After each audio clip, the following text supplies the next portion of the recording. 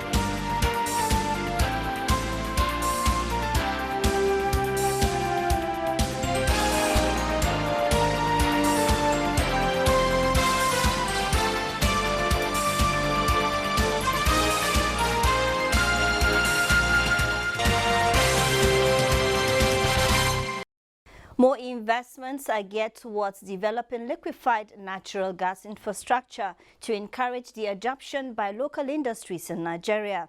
The latest is the construction work on $2.8 billion Ajakuta-Kaduna Kano gas pipeline project has begun. President Muhammadu Buhari presided over the virtual flag-off ceremony in Abuja, while it was also flagged off in Kaduna and Kogi State by the state governors. President Muhammadu Buhari described the project as fundamental to the nation's desire to not only industrialize but energize the entrepreneurial spirit of the populace. When completed, the Ajakuta-Kaduna Kano gas pipeline project will provide gas for generation of power and for gas-based industries, which would facilitate the development of new industries and also the revival of urban industries along transit towns in Kogi State, FCT Abuja, Niger State, Kaduna State, and Kano State. The project is therefore part of the delivery of our next level agenda for sustainable development and enhancement of the economic prosperity of our country. On tax matters, the federal government has moved to recover a backlog of unremitted revenues accruing to it through the stamp duty tax in the last 6 years. The government disclosed this at the official inauguration of the Interministerial Committee on Audit and Recovery on back year's stamp duties in Abuja. Benny Adams reports. Amid global dwindling oil revenue, the federal government has resolved to widen the country's revenue base by activating stamp duties revenue collection, which has been neglected for more than 20 years. The inauguration of the Interministerial Committee on Audit and Recovery of Back-year Stamp Duties and the launch of the FIRS adhesive stamp set the stage for a more vibrant revenue collection strategy. There is assurance that the collection from stamp duty will be second to oil revenue, as it has the potential to yield up to ₦1 trillion revenue annually if properly harnessed. We'll continue to provide the necessary legislative backings and oversight functions that will help maximize the revenue of government and ensure that government is better positioned to deliver on its mandate. Executive Chairman of the FIRS, Mohammed Nami, disclosed that the deployment of technology and the 2019 Finance Act have triggered growing revenue amounting to billions of naira. The total stamp duty remitted into federation account from January 2020 to May, or precisely to say to June, as at yesterday, stood at 666 billion. To ensure transparency and accountability in the recovery process, President Mahmoud Buhari has directed that all remittances should be made to appropriate stamp duty accounts of the federal government at the Central Bank of Nigeria. The World Bank in its latest report says the collapse in oil prices coupled with COVID-19 pandemic is expected to plunge the Nigerian economy into severe economic recession, the worst since the 1980s. The report estimates that Nigeria's economy would likely contract by 3.2% in 2020, suggesting that if the spread of the virus becomes more severe, the economy would contract further. In another development, the World Bank ratified a $750 million energy loan to Nigeria. Country director of the Bank for Nigeria said the $750 million loan given to Nigeria aims to solve the electricity problem in the country and revive the economy. The move aims to lift 100 million Nigerians out of poverty with investment in the energy sector, as well as in the production and service sector. The cost of power shortage in Nigeria is estimated at around $28 billion. We'll take a short break and Business Express returns shortly.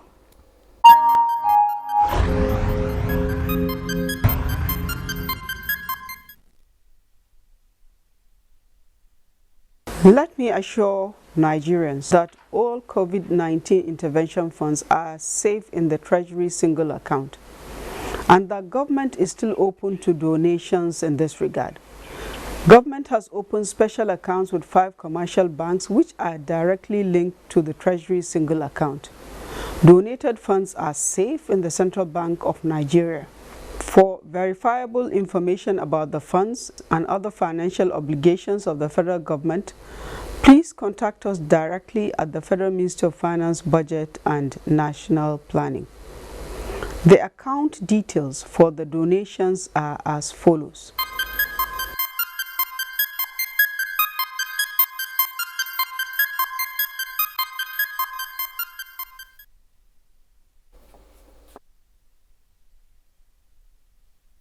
We have the World Bank Country Director for Nigeria, Shubham Chaudhry, and Marco Hernandez, the lead economist, World Bank Nigeria, in the studio to discuss the economic and power reforms in Nigeria.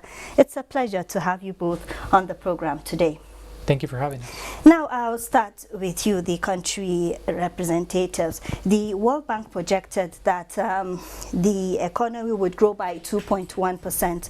And just recently, we have news of a contraction of 3.2%. Now, what made these numbers possible, and how bad is the situation? Thank you, Amina. Great to be here. Basically, the change that we're seeing for Nigeria and that we're projecting really stemmed from the onset of the COVID-19 crisis.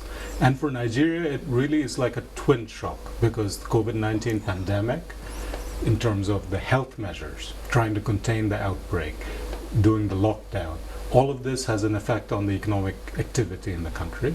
But for Nigeria, actually the bigger shock, which even predated kind of the outset of the outbreak here, is the fact that because of what's happening globally, oil prices fell sharply. So if you go back to January, the price of oil was about $65 a barrel. As of mid-March, the price of oil at that point had fallen to somewhere in the low 20s. Now, for Nigeria, that is key, because Nigeria relies on oil for much of its export revenues. Nigeria relies on oil revenues for government, for financing all the services, the investments that government makes. And also a lot of the oil revenues that the economy gets helps in the non-oil sectors in terms of stimulating demand and activity and business for firms that are not involved directly in the oil sector.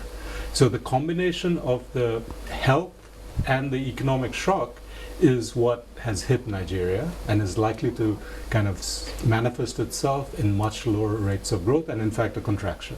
The last thing I want to say here is how severe the recession is really depends partly on the government and community and private sector response.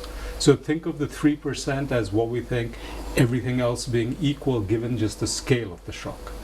If things get worse on the health front, the contraction could be a lot worse, and we need to be prepared for that.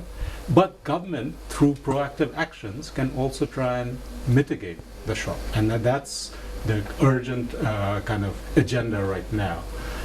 Nigeria, all other countries are also facing this kind of, so Nigeria is not alone, but the scope of the shock for Nigeria is somewhat larger.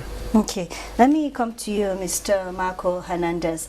There's, with the forecast, there is talk of going into the worst recession in 4 decades. Now, what comes to mind also is sources and resources and revenue going to probably need urgent attention. Would you say they should look inward or outward?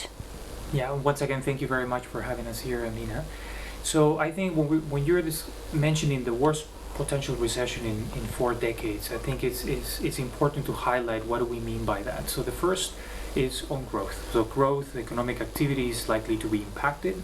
So that means fewer jobs for the population. Okay. That could also translate into higher levels of poverty. So the needs are vast, and in that regard, we're happy to see that the government is taking action. And to answer your question, I think it's both. It's both looking inward and looking outward.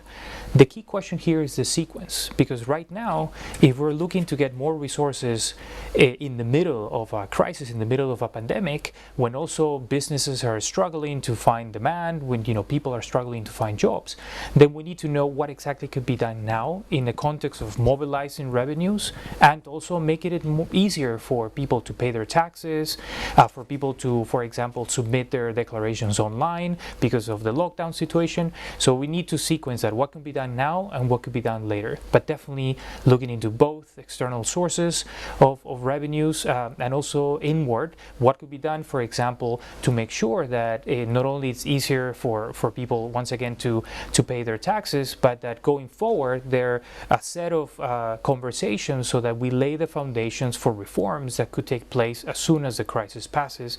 And this is critical because Nigeria is one of the countries that has the lowest level of revenues as a share of the economy in the world.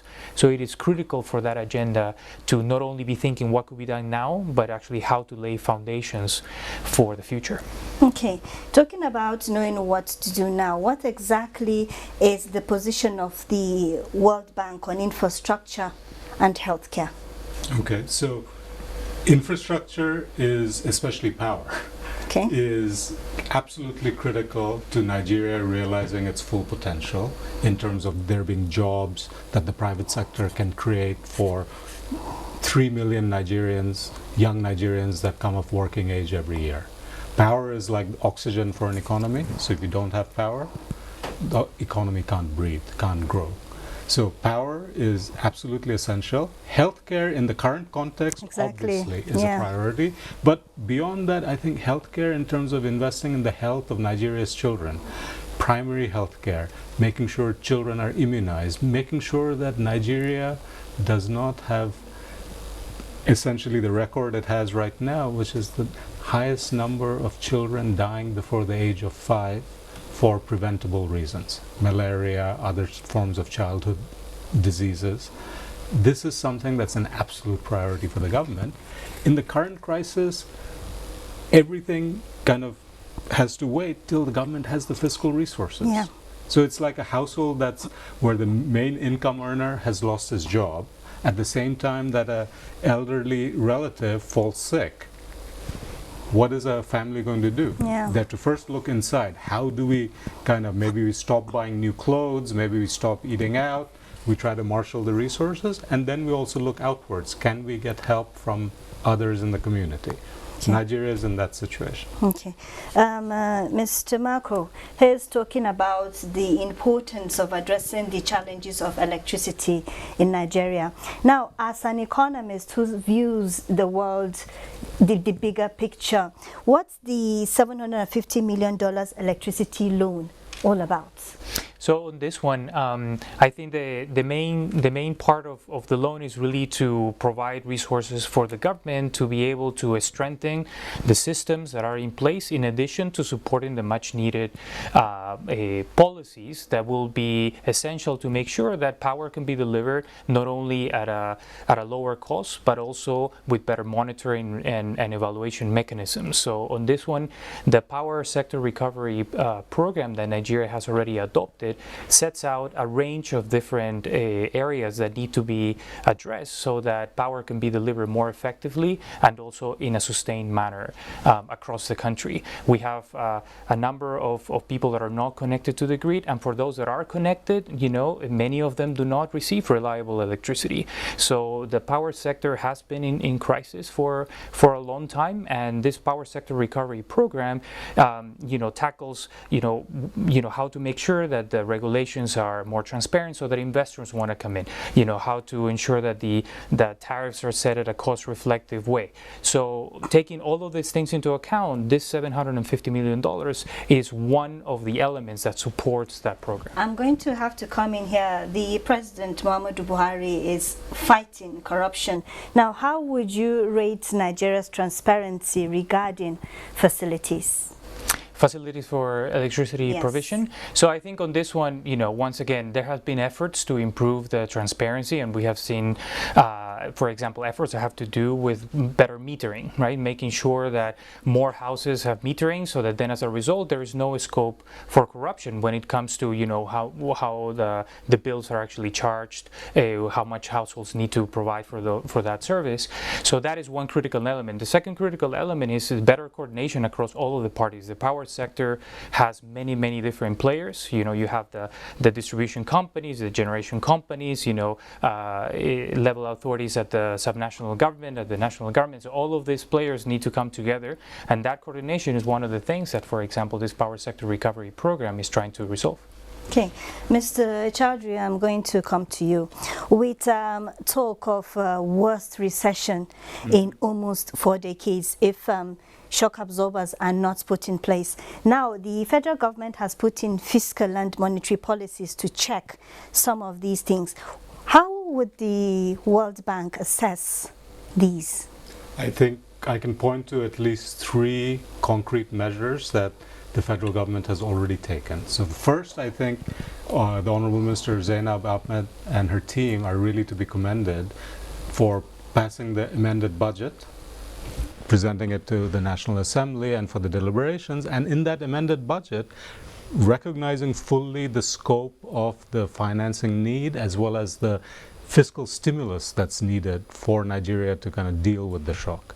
So that itself is the first step, to say that we need to respond proactively, we need to borrow where necessary, but we need to borrow transparently and use it for the COVID-19 intervention fund as well as a fiscal stimulus to support firms and families.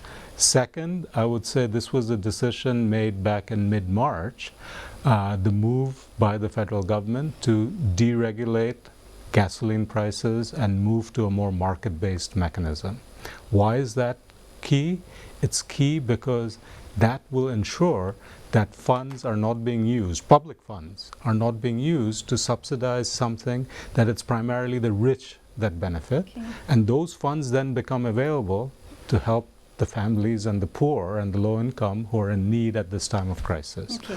So there are several things like that where the government has clearly shown the intent and in some cases has started to implement measures to marshal fiscal resources. Okay. Now, talking about handling the crisis at hand, COVID-19, what would the World Bank recommend as an immediate and long-term solutions to reduce the impact? I think that you can talk about the health front. Yeah. So the immediate solution there is widespread testing and a widespread communications campaign, both at the federal level, where you have the Nigeria Centers for Disease Control already doing a lot of this and the Presidential Task Force doing a lot of this, but this really has to go down to the states, to the local governments, down to the community levels, to say there are some very simple measures that all Nigerians can take in terms of wearing face masks, in terms of social distancing, where the young can go out and operate and go about their livelihoods, but those who are at risk, including the elderly, can be kept safe. That's on the health front. In terms of the economic shock, and I want to say that, look, even if Nigeria contains the outbreak, the health outbreak, which we hope it will, the economic shock will remain. And on that, the first step is to make sure that the government has the fiscal resources to help. Same question, your thoughts on the short and medium-term solution to the current crisis? So I think just to complement what Shubham was highlighting, if we take the revenue side and the health side, I think there are three more areas where it will be important to take action. One is to strengthen macroeconomic management at this time of crisis. It's very, very important to do all that the government can do to attract investment to support the recovery. A second additional area is on the reprioritization of spending. So we already gave the example of the gasoline pricing mechanism, so that those resources could be used somewhere else. In the similar way, there are many other places where that reprioritization of spending could happen. And the final one is about relief. We need to provide relief to the poor, to the vulnerable, who are faring a very difficult situation, and there are things that could be done in a targeted manner to make sure that the support reach those in need. Thank you so much, Marco Hernandez, lead economist, World Bank Nigeria. And we have also been talking to Mr. Shubham Chaudhry. He is the World Bank Country Director. Thank you both for your time and for your thoughts. Thank you, Amina. Thank you.